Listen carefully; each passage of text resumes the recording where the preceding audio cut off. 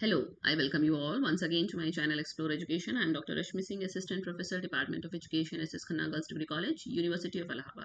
And this time, I am going to discuss with you another theory of social mobility, that is Lipset and Jitterberg's theory. This theory comes under the broad theoretical framework of structural functionalist viewpoint of sociology. Okay, so let's start. Lipset and Zetterberg क्या कह रहे हैं अपनी theory में, और हमें यह ध्यान देना होगा कि ये थ्योरी स्ट्रक्चरल फंक्शनलिस्ट थ्योरी के अंतर्गत आती है. तो Lipset and Zetterberg central hypothesis is that rates of social mobility display a basic similarity across industrial societies. देखिए, स्ट्रक्चरल फंक्शनलिस्ट है, यानी कि समाज की संरचना के आधार पर इन्होंने सामाजिक गतिशीलता को परिभाषित करने का प्रयास किया है. तो ये कह रहे हैं, इनका जो मूल हाइपोथेसिस अवधारणा परिकल्पना इस थ्योरी की है वो ये है कि सभी जो औद्योगिक समाज हैं, इंडस्ट्रियल सोसाइटीज हैं, उनमें सोशल मोबिलिटी के रेट में एक सिमिलैरिटी होती है. Much of the theorizing on mobility has been concerned with the relationship of industrialization with social mobility. मतलब इन्होंने सामाजिक गतिशीलता को औद्योगिकरण से जोड़ा है. इन्होंने कहा कि एक रिलेशनशिप होता है औद्योगिकरण में और सामाजिक गतिशीलता में. One of the leading arguments in this field associated with Lipset and Benedict's is that industrialization leads to an increase in mobility over pre-industrial rates, and that once all societies have reached a certain level of industrialization, there is a similarity in their rates of social mobility. वो कह रहे हैं कि Lipset और Bendix ने भी कहा कि इंडस्ट्रियलाइजेशन ने मोबिलिटी को बढ़ाया. औद्योगिकरण के पहले सामाजिक गतिशीलता समाज में इतनी नहीं थी. प्री इंडस्ट्रियल रेट यानी कि औद्योगिकरण से पहले समाज में गतिशीलता का रेट कम था. लेकिन जब ऑल सोसाइटीज है रीच, जब सभी समाजों ने एक निश्चित लेवल के इंडस्ट्रियलाइजेशन को पा लिया, तो एक सिमिलैरिटी देखने को मिलती है सभी औद्योगिक समाजों में उनकी सामाजिक गतिशीलता के दर को लेकर.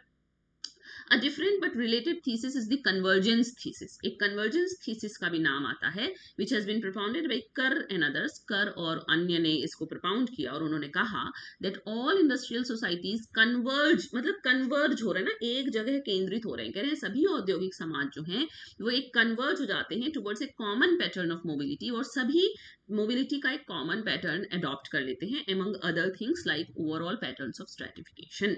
तो लिप्सेट और जिटरबर्ग्स theory of social mobility presented in their 1956 paper A Theory of Social Mobility. मतलब 1956 में लिप्सेट और जिटरबर्ग ने एक पेपर प्रस्तुत किया.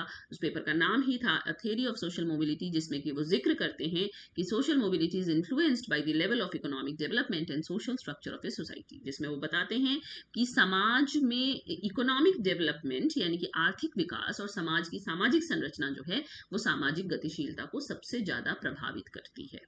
ओके, तो की पॉइंट्स क्या है इस थ्योरी के? Economic development. कहा गया कि Lipset and Zetterberg argue that economic development is a key driver of social mobility. भाई, आप आर्थिक विकास होगा तभी अपवर्ड या डाउनवर्ड मोबिलिटी आपकी संभव है. As economies grow and industrialise, new opportunities for social mobility emerge. वो कह रहे हैं जब इकोनॉमीज जो होती हैं समाजों की वो बढ़ती हैं, समाज में औद्योगिकरण बढ़ता है, तो नए अवसर मिलते हैं सामाजिक गतिशीलता को लेकर. फिर सामाजिक संरचना पे उन्होंने कहा कि the author suggest that social structure including factors like, अब सोशल स्ट्रक्चर में वही सब आ जाएगा जिसकी बात सोरोकिन भी कह रहे थे कि एजुकेशन, ऑक्यूपेशन, फैमिली बैकग्राउंड, ये सब सोशल मोबिलिटी को एक निश्चित आकार प्रदान करते हैं. और मेरिटोक्रेसी, उन्होंने कहा जो मेरिट है वो ऊपर चला जाएगा. Lipset and Jitterberg's theory implies that meritocratic systems where individuals are rewarded based on their abilities and efforts promote social mobility. जहां पर जिन समाजों में मेरिट को हम रिवॉर्ड देते हैं कि तुम्हारे पास टैलेंट है, मेरिट है, तो तुमको हम इनाम देंगे, सामाजिक रिवॉर्ड जो है वो अब तुम्हारे एबिलिटीज के लिए, एफर्ट्स के लिए मिलेगा, वहां पे लोग मोटिवेट भी होते हैं और सोशल मोबिलिटी प्रमोट भी होती है. फिर लेकिन इसके कुछ क्रिटिक और लिमिटेशंस भी हैं. कहा गया कि over emphasis on economic factors, कहा गया कि अच्छा है, इन्होंने बताया कि औद्योगिकरण होता है तो सामाजिक गतिशीलता होती है, आर्थिक विकास जहां चल रहा है वहां सामाजिक गतिशीलता की दर ज्यादा होती है. इन्होंने कहा सभी औद्योगिक समाज लगभग एक रेट इख्तियार कर लेते हैं बाद में जाके सामाजिक गतिशीलता को लेके. लेकिन जो इसके आलोचक थे उन्होंने कहा कि इन्होंने सबसे ज्यादा जो बल दिया है वो इकोनॉमिक फैक्टर्स पे बल दिया है. Some critics argue that Lipset and Zetterberg's theory places too much emphasis on economic development, overlooking other important factors like politics, culture and social institutions. इन्होंने और जो फैक्टर्स हैं जैसे राजनीति, संस्कृति और सामाजिक संस्थाओं पे ज़्यादा बल नहीं दिया, बल्कि सिर्फ और सिर्फ इकोनॉमिक फैक्टर्स पे बल दिया है। और लिमिटेड स्कोप है। The theory has been criticised for its limited scope, focusing primarily on industrialised societies and neglecting other context. ये थ्योरी जो है उसका स्कोप थोड़ा लिमिटेड है, उसका विषय क्षेत्र सीमित है, क्योंकि ये मुख्यतया औद्योगिक समाजों की बात करती है और दूसरे परिदृश्यों को नेग्लेक्ट करती है। ओके, लेकिन इसकी इन्फ्लुएंस एंड लीगेसी है। फाउंडेशन फॉर फ्यूचर रिसर्च, इन्होंने आगे आने वाले अनुसंधानों के लिए, भविष्य के अनुसंधानों के लिए नींव डाली। Lipset and Zetterberg's work laid the groundwork for future research on social mobility, influencing scholars like Blau and Duncan. इन दोनों ने भी बाद में सोशल मोबिलिटी पे अपनी अपनी थ्योरी दी, तो इनका काम जो है वो ग्राउंड वर्क प्रोवाइड करता है आगे आने वाली रिसर्चेस के लिए। और सोशल मोबिलिटी को समझने में इनकी थ्योरी सहायक है। Their theory continues to contribute to our understanding of social mobility, highlighting the complex interplay between economic development, social structure and individual opportunities. तो ये थ्योरी जो है वो हमको समझने में मदद करती है सामाजिक गतिशीलता को, और हाईलाइट करती है कि कैसे एक कॉम्प्लेक्स इंटरप्ले चलता है किसके किसके बीच में, आर्थिक विकास, सामाजिक संरचना और व्यक्ति को मिलने वाले अवसरों के बीच में जो जटिल संवाद चल रहा है, जो जटिल इंटरप्ले चल रहा है, वो सामाजिक गतिशीलता को कहीं हिंडर करता है, कहीं फैसिलिटेट करता है।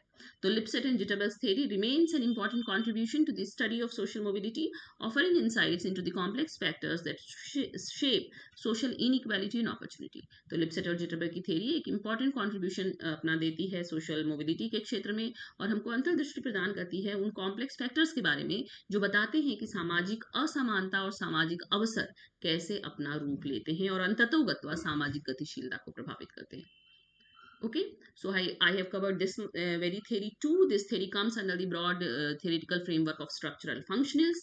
तो हम लोगों ने स्ट्रक्चरल फंक्शनलिस्ट व्यू पॉइंट देख लिया, सामाजिक गतिशीलता का, कॉन्फ्लिक्ट थ्योरी का मैंने आपको बता दिया है, सोरोकिन की थ्योरी मैंने आपसे डिस्कस कर ली है।